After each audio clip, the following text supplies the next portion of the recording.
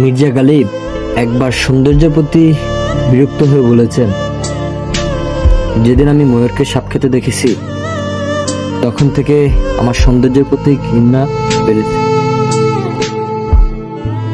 তেমনি আমিও দেখেছি সুন্দর চেহারার পিছনে লুকিত রয়েছে কুৎসিত মন, মিষ্টির কথার পেছনে বিষাক্ত উদ্দেশ্য, হাসি মুখের নিচে রয়েছে নিষ্ঠুর হৃদয়।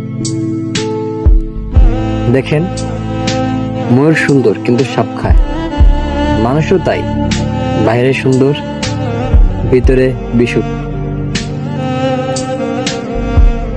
সৌন্দর্য দিয়ে মানুষ চেনা যায় না, চেহারা দিয়ে হৃদয় বোঝা যায় না, কথা দিয়ে চরিত্রও বোঝা যায়। হাই গালিব, আপনি ঠিকই বলেছেন, সৌন্দর্য প্রতারণা করে আর আমরা প্রতারিত হই।